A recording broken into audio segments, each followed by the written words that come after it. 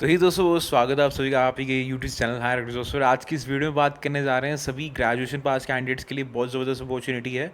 इसी के साथ साथ दोस्तों स्पेशल अपॉर्चुनिटी सीए पास कैंडिडेट्स के लिए या एमबीए वालों के लिए जिन्होंने फाइनेंस में एमबीए कर रखी है या एमकॉम वालों के लिए, इन सभी के लिए स्पेशल दोस्तों अपॉर्चुनिटी है। लेकिन सभी ग्रेजुएट पास के लिए एक कॉमन अपॉर्चुनिटी है, तो आइए डिस्कस करते हैं।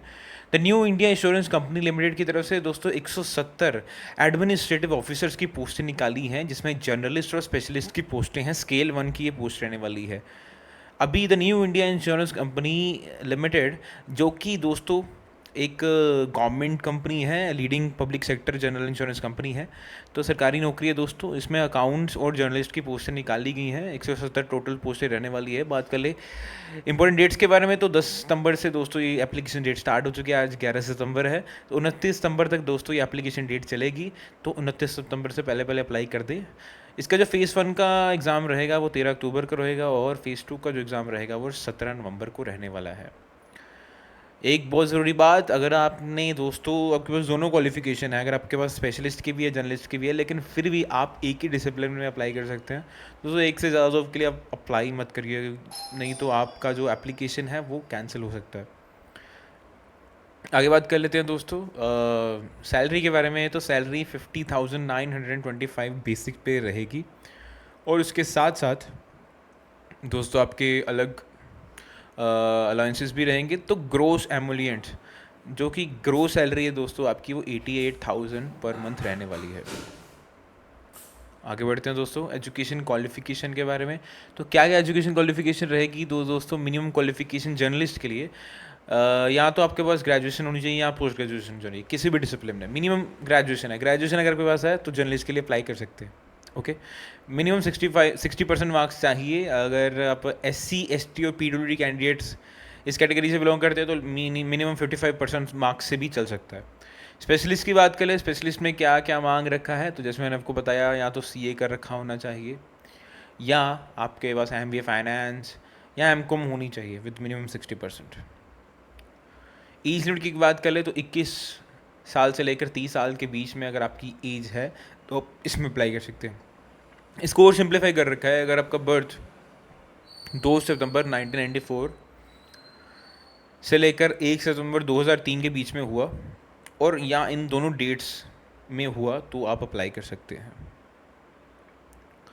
स्पेशल एज रिलैक्सेशन दे रखी है 5 साल SC ST के लिए, 3 साल OBC के लिए, है ना, PWD कैंडिडेट्स के लिए 10 साल। आगे बढ़ते हैं दोस्तों, इंपॉर्टेंट बातचीत करते हैं। अभी बात कर ले सिलेक्शन प्रोसेस क्या है, सिलेक्शन प्रोसीजर क्या है। सबसे पहले प्रीलिमिनरी एग्जामिनेशन रहेगा 100 मार्क्स का, जिसमें 3 सब्जेक्ट्स आएंगे, एक इंग्लिश आएगा, एक रीजनिंग आएगा, क्वांटिटेटिव एप्टीट्यूड आएगा। ऑब्जेक्टिव पेपर रहेगा।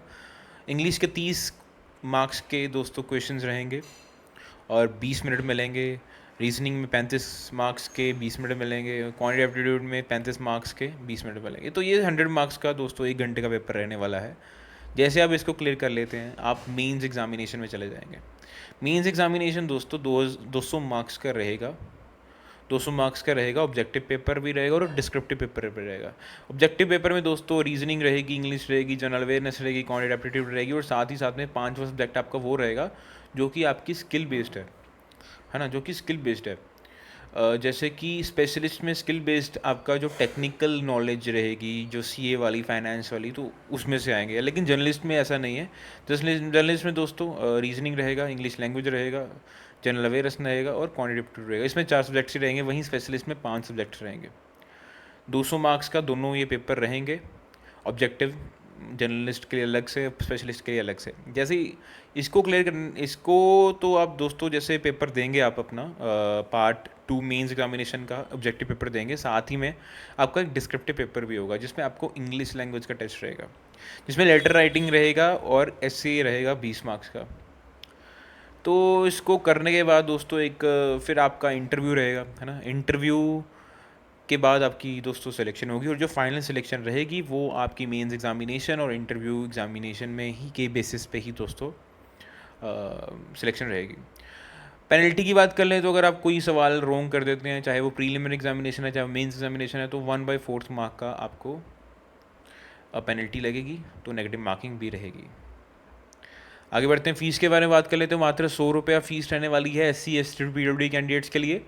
बाकी सभी कैंडिडेट्स के लिए दोस्तों 850 रुपये फ़ीस रहेगी, तो नोट कर लीजिए दोस्तों ये बात।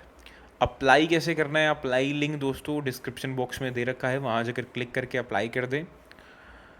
तो होप करता हूँ सारे इंपॉर्टेंट पॉइंट्स हमने क्लियर कर लिए हैं। अगर आपके मन में कोई भी डाउट है तो दोस्तों कमेंट सेक्शन में पूछ लीजिए, I will surely reply you. So ऐसे ही डेली गवर्नमेंट जॉब अपडेट्स के लिए अभी सब्सक्राइब कर लीजिए हायर दोस्तों। Thank you.